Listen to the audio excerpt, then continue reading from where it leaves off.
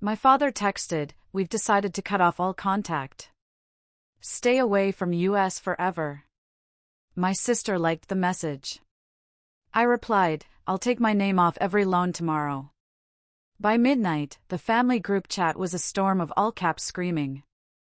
A single text arrived at 2:47 p.m. on a Tuesday, and it was meant to shatter me. But seeing my sister Chloe's little thumbs up beneath my father Robert's message? That's what truly twisted the knife. I was deep in quarterly reports, the fluorescent hum of the office a familiar backdrop. My fingers, almost on autopilot, typed out a reply before my brain could even catch up. It was out there, in the digital universe, before I had a chance to second-guess myself. Then I just silenced my phone, slid it into my desk drawer, and forced myself back to work. The account needed my attention more than whatever family meltdown was about to erupt. Around 11 p.m., my curiosity finally got the best of me. I pulled out my phone and found a digital war zone, 247 unread messages in the family group chat. Robert's name screamed at me in all caps, over and over. Chloe had sent close to 40 messages, each one more frantic than the last. Even Brenda, my mother, who barely knew how to use a crying face emoji, had penned several paragraphs, practically begging me to reconsider. Uncle David had chimed in with a bewildered, "Now hold on just a damn minute." Aunt Susan was asking, "What loans?"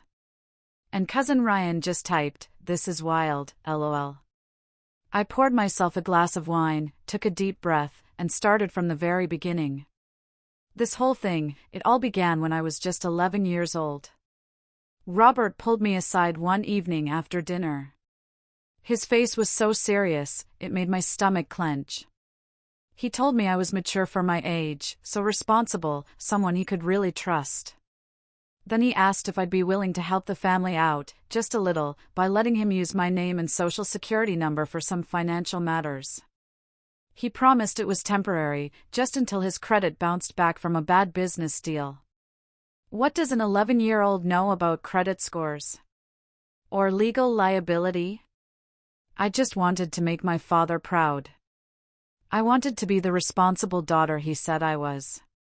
That request kept coming through middle school, a credit card application here, a small personal loan there. Robert always had an explanation. He was rebuilding. Things were tight. The family needed this.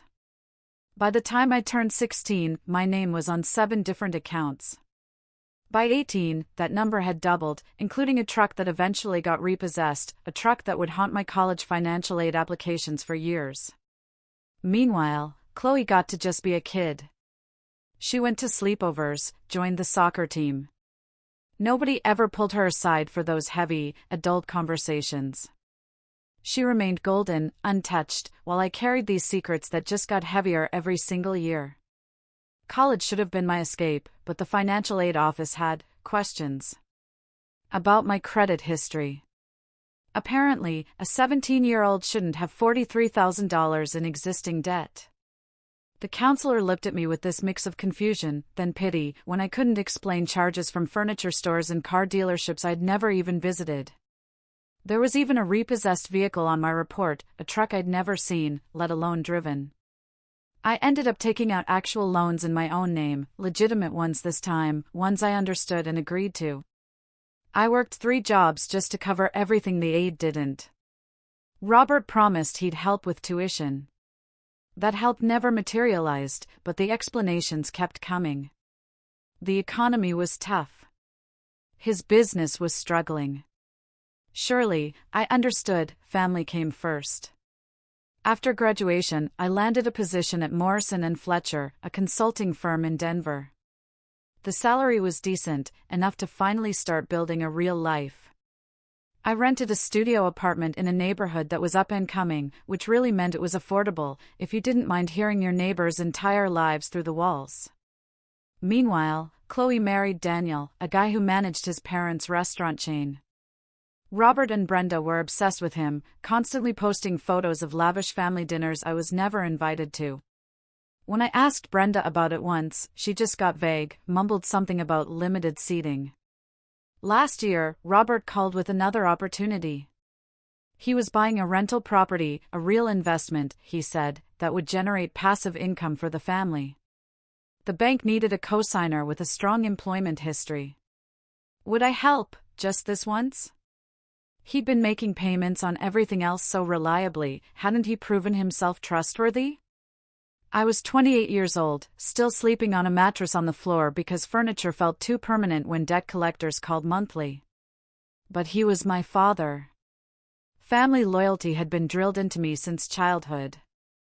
So, I signed. 6 months later, he bought a boat. Posted pictures on Facebook with the caption, "Dreams do come true." Chloe commented with a string of celebration emojis. Brenda shared it to her timeline, adding, "So proud of my husband." I, meanwhile, had been eating rice and beans for 2 weeks straight just to make my rent payment. The mortgage for his rental property went into default 4 months ago. The bank started calling me at work, and my boss definitely noticed. The professional image I'd so carefully constructed was crumbling, all because my father wanted waterfront property and jet skis. I hired a lawyer, spending money I absolutely didn't have on a consultation. She reviewed everything with increasingly wide eyes: the credit cards, the personal loans, the car note for a truck I'd never driven, the defaulted rental property mortgage. My credit score was 494. I couldn't even get approved for a store credit card. "This is financial mistreatment," she told me, not mincing words. "You were a child when this started. We can pursue legal action." The thought of suing my own father made me sick to my stomach. But the thought of living like this forever? That felt even worse. So, I started documenting everything. Gathering statements, correspondence. Years of temporary help crystallized into a clear pattern of exploitation. My lawyer prepared a case. But before filing, she suggested I give them one last chance to make things right. I drove home for Thanksgiving, my stomach churning the entire 4 hours over pumpkin pie I could barely taste. I laid it all out, calmly. I needed to be removed from every account. I needed written agreements for repayment plans.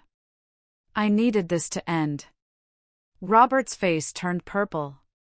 He called me ungrateful, selfish, a traitor to the family. Didn't I understand everything he'd sacrificed for me? Didn't I care how hard things had been for him? Chloe jumped in right on cue, saying I'd always been dramatic, always jealous of her relationship with Robert. Brenda cried, saying I was breaking her heart, bringing up legal threats during the holidays. Daniel, bless him, just sat there looking profoundly uncomfortable and eating sweet potatoes. I left before dessert and drove back to Denver through a snowstorm, tears blurring my vision as much as the weather. The next few months were a cold silence. They removed me from the family group chat. My birthday came and went without acknowledgement. Fine. I threw myself into work, earned a promotion, and started seeing a therapist, Dr. Evans, who helped me understand that love shouldn't come with interest rates attached. Then came Robert's message on that Tuesday afternoon. The official disownment, validated by Chloe's endorsement. Something just clicked into place. Maybe it was the therapy. Maybe it was the sheer exhaustion from carrying guilt that was never mine to bear. Or maybe I just finally had enough. I called my lawyer that evening, after scrolling through the family chat explosion. File everything, I told her. She didn't ask if I was sure. She'd been waiting for this. The next morning, I started the process of reporting the fraud to the credit bureaus. Every account opened when I was a minor. Every loan I never actually applied for, including that repossessed truck from when I was 16. The documentation I'd gathered made it surprisingly straightforward. Signatures that didn't match, applications listing my age as 18 when I was 12, addresses I'd never lived at. Walking into the bank felt surreal. The representative, a woman named Sarah with kind eyes and sensible heels, listened to my entire story without interrupting. When I finished, she slid a box of tissues across her desk, even though I wasn't crying yet. "How long has this been happening?" she asked gently. 17 years. Her expression shifted into something I'd seen before, that mix of shock and pity that just made me want to disappear. But she recovered quickly, pulling up my accounts on her computer screen. The list seemed endless as she scrolled. Each line item represented another lie, another manipulation, another moment when my father chose his wants over my future. "We see this more often than you'd think," Sarah said, typing notes. "Parents who justify it as temporary, who tell themselves they're not really hurting anyone. But this," she gestured at the screen. "This is extensive. Systematic." The word hit differently than I expected. Systematic implied planning, intention, a deliberate pattern rather than desperate mistakes. My father hadn't stumbled into ruining my credit. He'd constructed an entire scheme around it. Sarah helped me file fraud reports for each account. The process took 4 hours. By the end, my hand cramped from signing affidavits, and my head pounded from reliving each financial violation in clinical detail.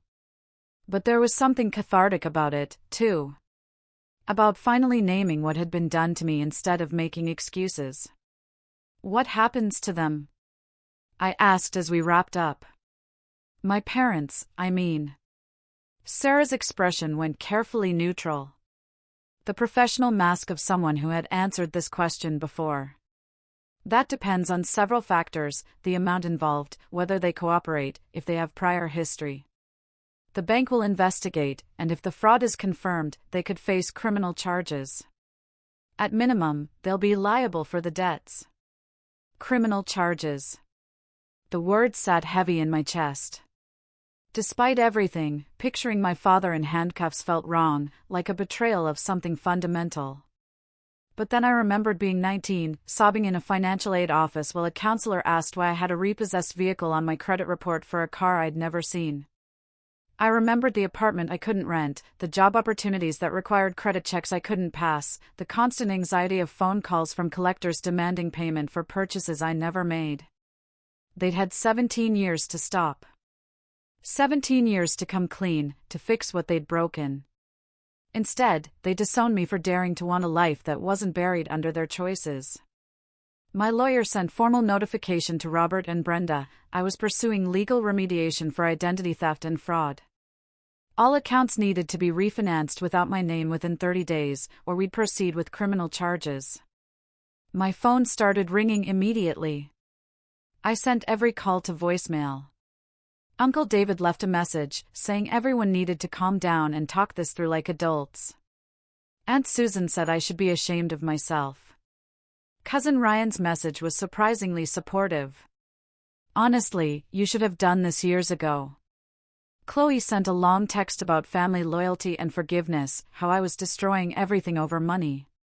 She said I'd always been jealous of her bond with Robert, but I was finally showing my true colors. I replied once, I was 11. None of this was my choice. She responded, "You could have said no at any point." I blocked her number. The credit bureau's investigation took 6 weeks.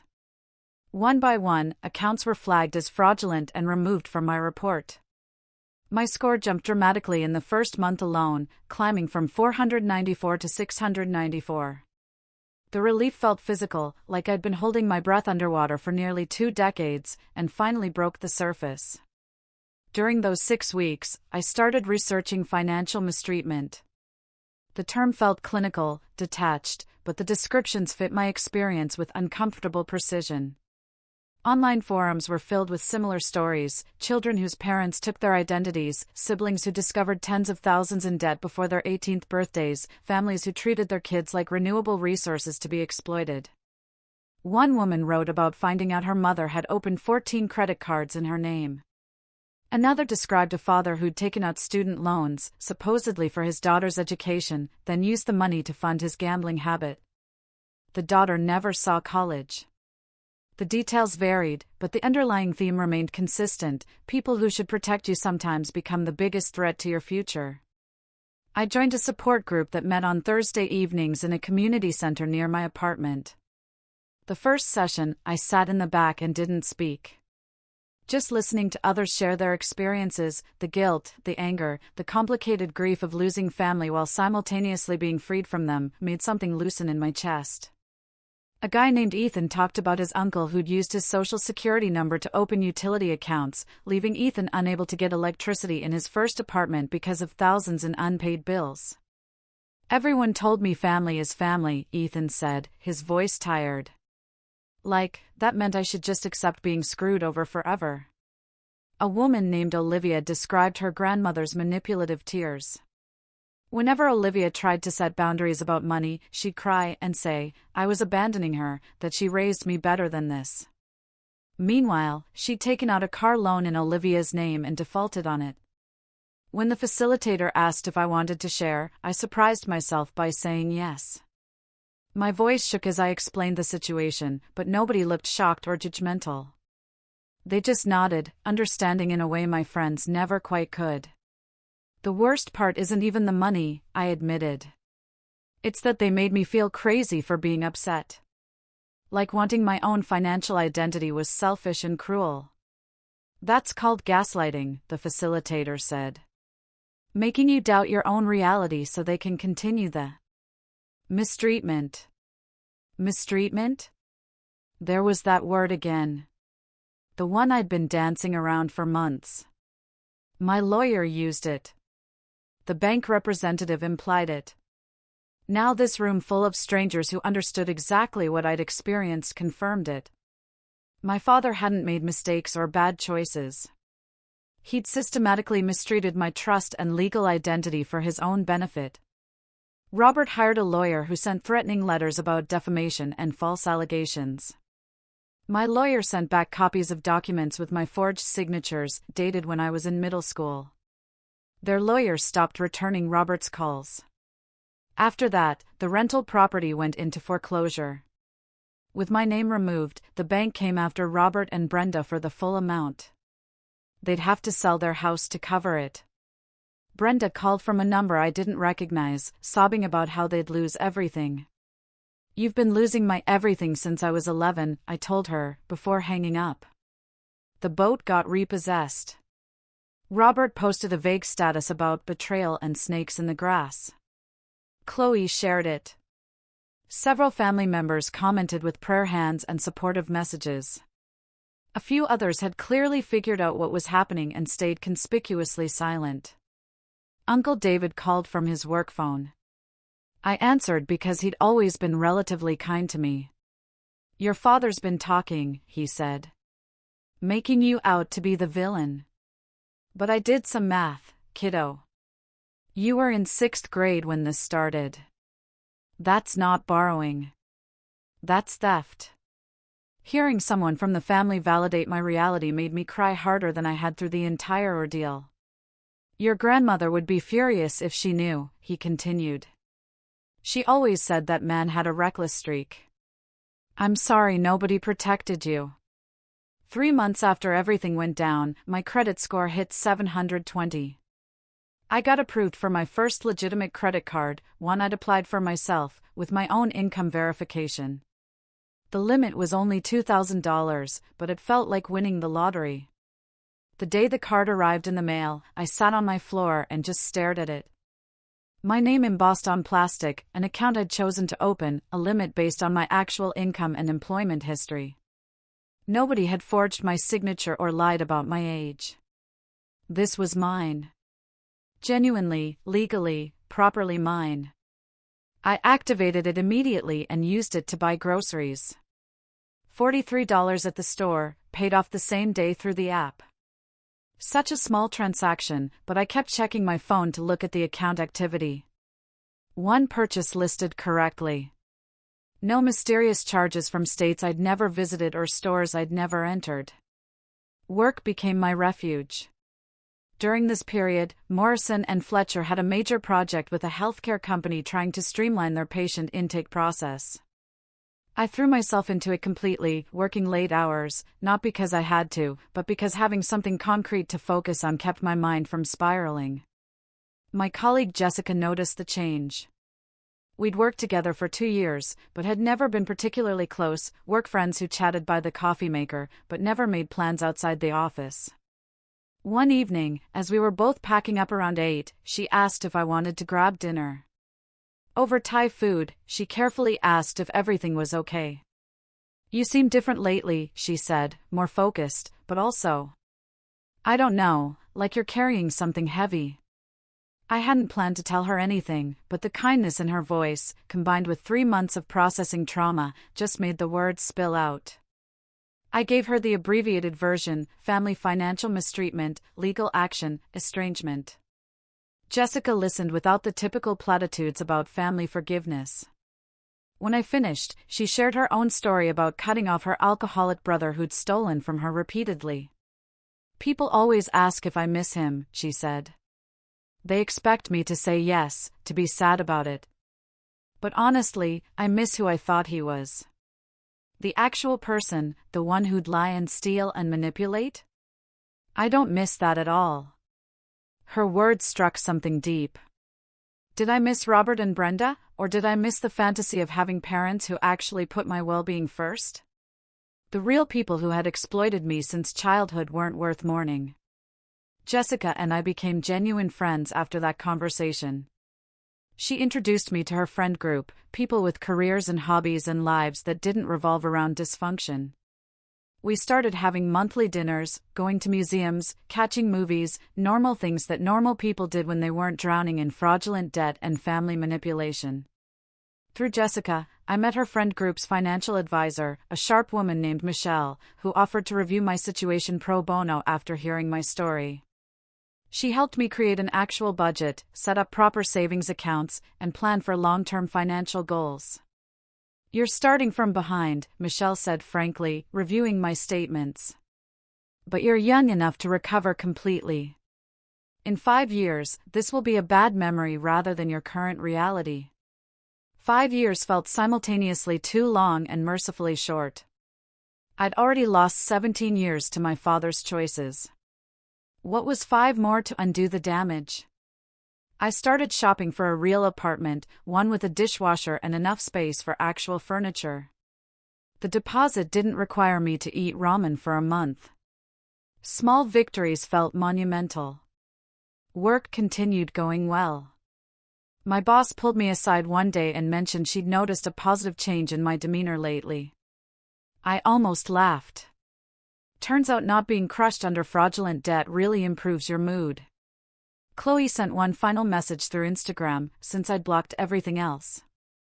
"Dad had a heart attack. If he dies, it's on you." I felt a flicker of the old guilt, the conditioned response to take responsibility for everyone else's problems. Then I remembered being 11 years old, signing papers I didn't understand because my father said it would help the family.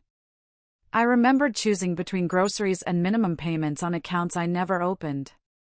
I remembered every family gathering I wasn't invited to while they spent money that was legally mine to repay. My hands shook as I read the message. For a moment, years of conditioning screamed at me to call, to apologize, to somehow make this right. Robert could be dying, and Chloe was saying it was my fault. What kind of daughter causes her father's heart attack? I called Dr. Evans' emergency line. She called back within 20 minutes. "Tell me what you're thinking right now," Dr. Evans said, her voice calm and grounding. "That maybe I went too far. That enforcing legal consequences for fraud was too harsh. That I'm ending him." "Did you cause his heart attack?" she asked. I didn't ask what Chloe says.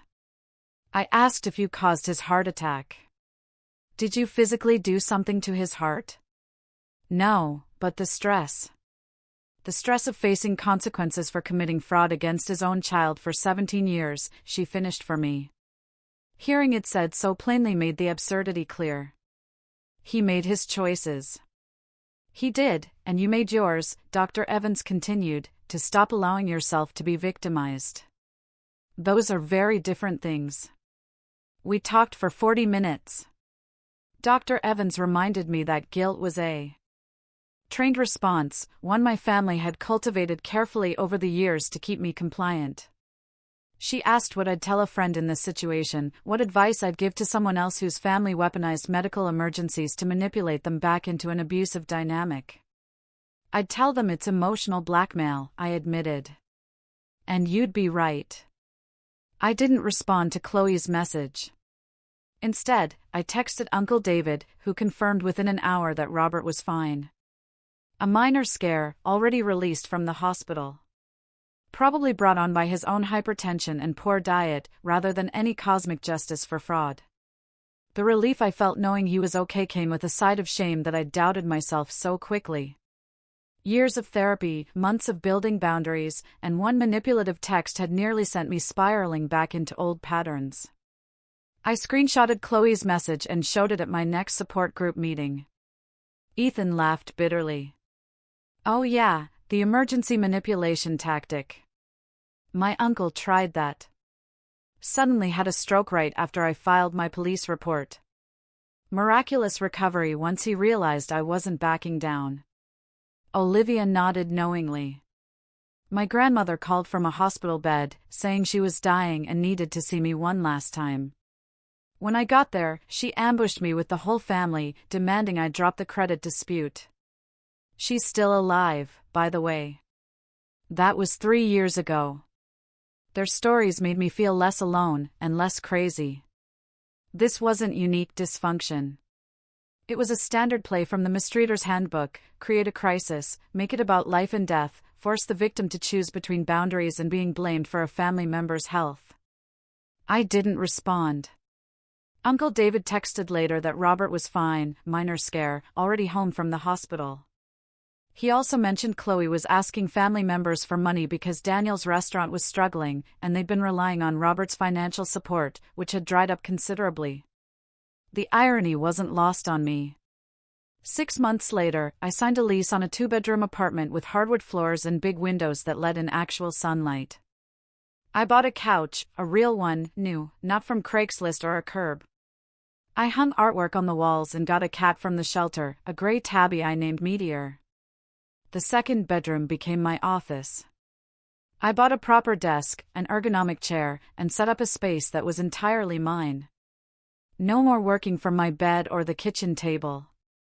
This was a room dedicated to my career, my growth, my future. Decorating the apartment felt like an act of rebellion. Every piece of furniture I chose, every paint color I selected for an accent wall, every plant I positioned by the windows, these were decisions nobody else had input on. For the first time in my life, my living space reflected my taste, my priorities, my sense of home. My neighbor across the hall, an elderly woman named Mrs. Lee, welcomed me with homemade dumplings and an invitation to join the building's book club. The normality of it all felt surreal. No drama, no manipulation, just a kind gesture from a stranger who expected nothing in return. The book club met monthly in the building's community room. 8 people who genuinely enjoyed reading and discussing literature. No hidden agendas or family politics. We debated character motivations, argued about themes, recommended our favorite authors to each other. Sometimes we went off topic and talked about our lives, but it was voluntary sharing rather than obligatory performance. One evening, after discussing a novel about fractured family relationships, a member named Grace asked if I had family in the area. The question, innocent and conversational, used to fill me with dread. What do you say? How do you explain estrangement without making it awkward? No, I said simply. Just me. Grace smiled. Well, you've got us now. That's something. It was something. These people who gathered monthly to discuss books had become more supportive than relatives who'd known me my entire life. They celebrated when I mentioned my promotion at work. They helped me pick out paint colors for my bedroom. When Meteor needed emergency vet care for a urinary blockage, Mrs. Lee watched him overnight while I was at work, checking on him every few hours and sending me updates. This was what community looked like when it wasn't built on obligation and guilt. People chose to show up for each other because they wanted to, not because DNA demanded it. My credit score hit 780. The car dealership approved me for a reasonable interest rate on a certified pre-owned sedan. I sat in the driver's seat of a car that was actually mine. No one else's name on the title. And I cried in the parking lot. The lawyer helped me file for compensation for the years of damaged credit. The case was ongoing, but she was optimistic. Apparently, judges don't look kindly on parents who commit identity theft against their children. Brenda created a new Facebook account to get around my blocks and sent a friend request. I denied it. She tried messaging anyway, talking about forgiveness and moving forward. She said I was being stubborn, that family was supposed to stick together through hard times. I wanted to respond with a detailed list of every hard time I'd gone through alone while they excluded me from dinners and celebrations. I wanted to explain that I'd been sticking with a family for 17 years while they treated me like an ATM with a pulse. Instead, I just blocked the new account and went about my day. Dr. Evans said healing isn't linear, that some days would be harder than others. She was right. Sometimes I'd see a father-daughter moment in a movie and feel that ache of wondering what a healthy relationship might have looked like. Other times I'd check my credit score and feel nothing but relief that I'd escaped. Cousin Ryan reached out to meet for coffee. He'd apparently been dealing with his own family drama. His parents expected him to give them money constantly, despite his student loans. We talked for 3 hours about boundaries and guilt, and the weird obligation we felt toward people who'd never considered our well-being. "You did the right thing," he said firmly. "I wish I had your courage." I thought about 11-year-old me, desperate to make her father proud, unknowingly signing away her financial future. I thought about the scared college student fielding calls from debt collectors. I thought about every version of myself that had suffered in silence because speaking up felt impossible. It wasn't courage, I told Ryan. It was just finally being more afraid of staying than leaving. A year after Robert's disownment text, I got a promotion to senior consultant. The raise meant I could start actually saving money, building an emergency fund, thinking about future investments. My retirement account was no longer a fantasy. Chloe had a baby, a boy named Leo. The family chat I was no longer part of apparently exploded with photos and excitement. Aunt Susan accidentally sent me one message meant for the group, realized her error, and sent an awkward, "Sorry, wrong person." I felt a twin seeing the baby photo, but not the crushing exclusion I might have experienced before. They were living their lives. I was living mine. The Venn diagram of those two circles no longer overlapped, and that was acceptable. Uncle David sent Christmas cards, not to Robert and Brenda's house where they'd be thrown away, but directly to my apartment. His note said, "Proud of you for choosing yourself. That's not selfish. That's survival." I put the card on my refrigerator. The legal case settled out of court. My parents agreed to pay restitution of $15,000 in monthly installments, a fraction of the actual damages. But my lawyer explained this represented compensatory damages for the years of credit destruction, lost opportunities, and legal fees. The actual fraudulent debts had been discharged through the fraud investigation process. They also had to sign a legal agreement never to use my information for financial purposes again, with significant penalties if violated. The settlement negotiations had been brutal. Robert's lawyer tried every angle, claiming I'd benefited from accounts I hadn't, arguing that family members often share credit, not like this, suggesting that as an adult, I could have stopped it at any point, ignoring that it started when I was 11. My lawyer demolished each argument with documentation, testimony from the bank fraud division, and expert witnesses who explained the long-term psychological and financial impact of parental financial mistreatment. At one point, they tried to get Chloe to testify that I'd been a willing participant, that I'd understood what I was signing. My lawyer requested her phone records, showing her thumbs up on Robert's disownment text. Chloe suddenly became unavailable for testimony. The day the settlement was finalized, my lawyer took me out for coffee to celebrate. "You held firm," she said.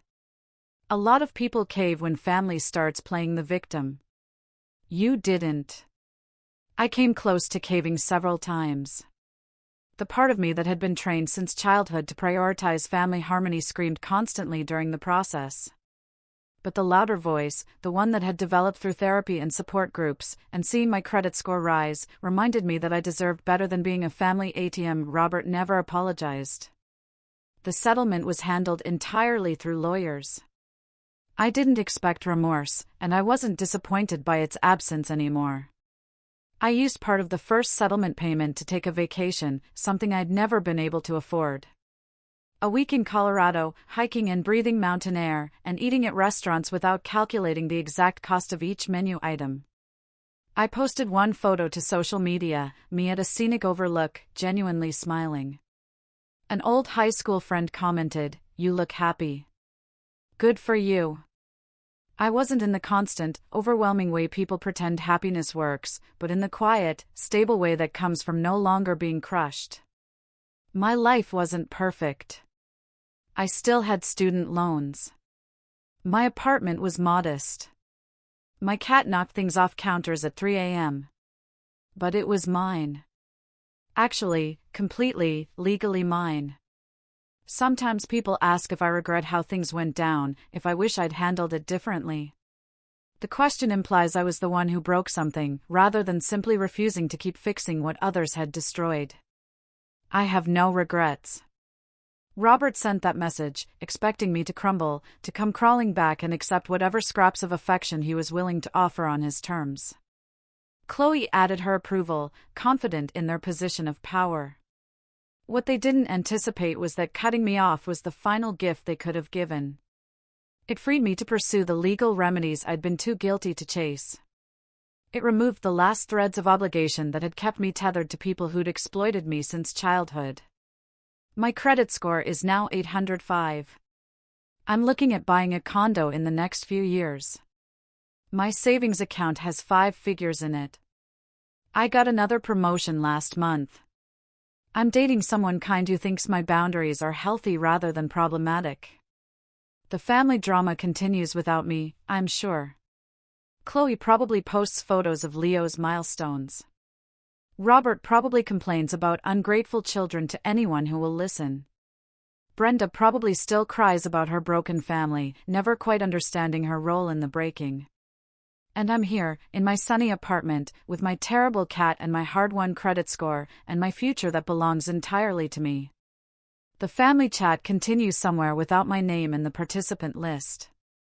And that's exactly where I want to be, outside of it, free from it, finally and completely my own person. Every monthly settlement payment that arrives feels like a small vindication. Not revenge, exactly.